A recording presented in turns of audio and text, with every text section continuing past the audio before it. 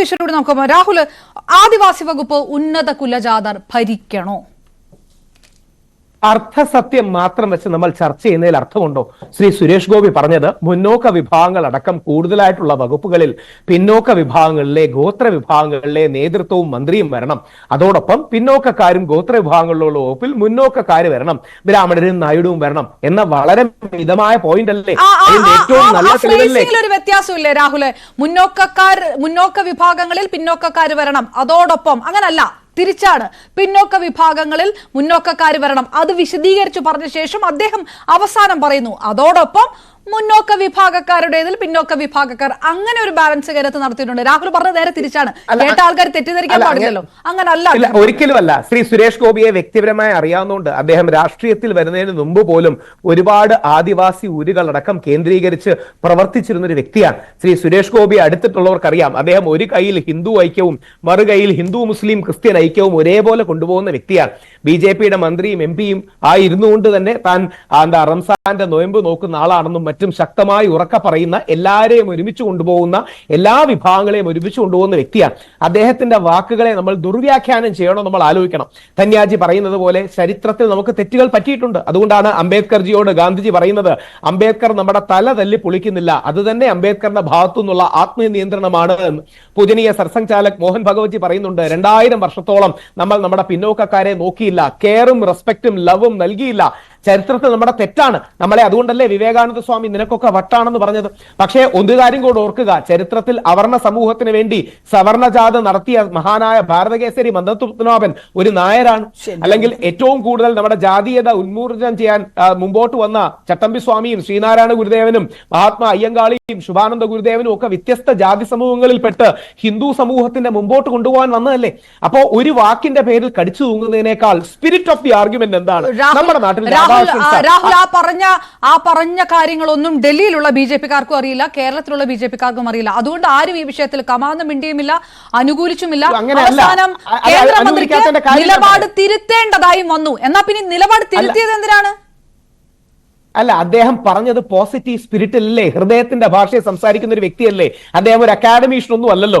അദ്ദേഹം ഒരു അക്കാഡമീഷ്യനായിട്ട് സംസാരിക്കുന്ന വ്യക്തിയും മാധ്യമങ്ങളെ പോലെ അറുത്തു മുറിച്ച് സംസാരിക്കുന്ന വ്യക്തിയൊന്നുമല്ല. അദ്ദേഹത്തിനെ ജീവിതത്തിൽ അറിയാവുന്നവർക്കറിയാം, ഒരു ജാതീയതയും ഒരു മതവർഗീയതയും ഉള്ളിൽ സൂക്ഷിക്കാത്ത എല്ലാവരെയും ഒരുമിച്ച് കൊണ്ടുപോകുന്ന വ്യക്തിയാണ്. ഡൽഹിയിലുള്ളവർ ഈ സിനിമയൊന്നും കണ്ടിട്ടുണ്ടാവില്ല. ചിലപ്പോൾ ഈ പറയുന്ന ഹൃദയവിശാലതയൊന്നും അവർക്കറിയില്ല. അവർക്ക് BJP നേതാവാണ് രാഹുൽ. ഇത് പറയുമ്പോൾ അത് ഓൺ ചെയ്യാനുള്ള ബാധ്യത പാർട്ടിക്ക് ഉണ്ടാവണം. അതല്ലാതെ ഹൃദയവിശാലത എന്നൊക്കെ പറഞ്ഞ അവിടെ നടക്കുന്ന സമയത്ത് പറഞ്ഞിട്ട് കാര്യമില്ല. അത് തെറ്റാണെന്ന് പാർട്ടിക്ക് ബോധ്യമുള്ളത് കൊണ്ടാണല്ലോ പാർട്ടി അത് തിരുത്താൻ പറഞ്ഞിട്ടുണ്ടാവുക. അല്ലെങ്കിൽ പാർട്ടിക്ക് പറയാമല്ലോ ഞങ്ങളുടെ നിലപാടിടാണ്, എന്തിനാണ് തിരുത്തുന്നത് ചോദിക്കാം. എല്ലാ പാർട്ടികളോടും എനിക്ക് ബഹുമാനവും സമദൂരവുമാണ്. പക്ഷെ നമ്മുടെ ഭാരതത്തിന്റെ പ്രധാനമന്ത്രി ശ്രീ നരേന്ദ്രമോദി ഒരു OBC സമുദായത്തിൽ നിന്നല്ലേ? നമ്മുടെ ഭാരതത്തിന്റെ പ്രസിഡന്റ് ദ്രൗപദി മുർമുജി സന്താൽ വിഭാഗത്തിൽ നിന്ന്, ഷെഡ്യൂൾഡ് ട്രൈബ് വിഭാഗത്തിൽ നിന്നല്ലേ? എല്ലാ വിഭാഗങ്ങളിൽ നിന്നും നമുക്ക് റെപ്രസെന്റേഷനും മറ്റും വരികയും മറ്റും ചെയ്യുന്ന ഒരു കാലമല്ലേ? ചരിത്രത്തിൽ തെറ്റുകൾ ഉണ്ടായിട്ടുണ്ട്, ഇല്ലെന്ന് പറഞ്ഞിട്ട് യാതൊരു അർത്ഥവുമില്ല. പക്ഷേ ചരിത്രത്തിൽ ശരികൾ ചെയ്തതിലും ഒരുപാട് മുന്നോക്ക സമുദായത്തിലെ അംഗങ്ങൾ ഉണ്ടെന്നും നവോത്ഥാനം അടക്കം മുമ്പോട്ട് കൊണ്ടുവന്നത് പലരും മുന്നോക്ക സമുദായത്തിലെ അംഗങ്ങളാണെന്നും ആരും മറക്കരുത്. ധന്യാജി അടക്കമുള്ളവർ ചരിത്രത്തെ നമ്മൾ വിമർശിക്കുമ്പോൾ ചരിത്രം ശരിയാക്കാൻ വന്നവരിലും നല്ലൊരു ശതമാനം ആൾക്കാർ മുന്നോക്ക സമൂഹത്തിന്റെ വിഭാഗങ്ങളിൽ നിന്ന് വരുന്നതാണ്.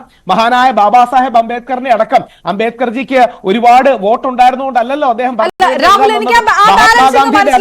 പ്രധാനമന്ത്രി OBC വിഭാഗത്തിൽ നിന്നാണ്, ഗോത്ര വിഭാഗത്തിൽ നിന്നാണ് രാഷ്ട്രപതി. അത് മനസ്സിലായി. അതനുസരിച്ചാണ് സുരേഷ് ഗോപി പറഞ്ഞതെങ്കിൽ അതൊരു നിലപാടായിട്ട് പാർട്ടിക്ക് അംഗീകരിച്ചാൽ മതി. അത് നമുക്ക് ആലോചിക്കാം. പാർട്ടി എന്തു, പക്ഷെ പാർട്ടി അത് അംഗീകരിക്കുന്നില്ല. പാർട്ടി ആ നിലപാട് പറയുന്നില്ല.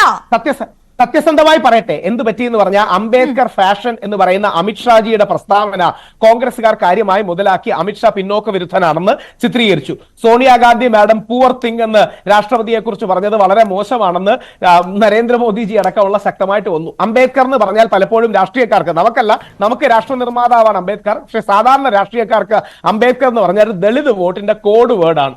അപ്പൊ ആ ദളിത് വോട്ടുകൾ നഷ്ടപ്പെടാതിരിക്കാൻ രണ്ടുപേരും അങ്ങോട്ടും ഇങ്ങോട്ടും ദളിത് വിരുദ്ധരാണെന്ന് പറയുകയാണ്. അങ്ങനെയല്ല, അംബേദ്കർ നമ്മുടെ അഭിമാനമാണ്. അന്ന് ലണ്ടൻ സ്കൂൾ ഓഫ് എക്കണോമിക്സിൽ പോയി പഠിച്ച, അന്ന് മഹാത്മാഗാന്ധി അവരെ വെല്ലുവിളിക്കാൻ സ്ഥാനമുണ്ടായിരുന്ന അതായത് രാഹുൽ, ഞാൻ ഒന്നുകൂടെ സ്പെസിഫിക് ആയിട്ട് BJP ആ ദളിത് വിരുദ്ധ ആ കോഡ് വാക്കുകൊണ്ട് അല്ലെങ്കിൽ ആ വോട്ട് പൊളിറ്റിക്സ് നോക്കി BJP സുരേഷ് ഗോപിക്കൊപ്പം നിന്നില്ല, അതാണോ പറഞ്ഞു വരുന്നത്?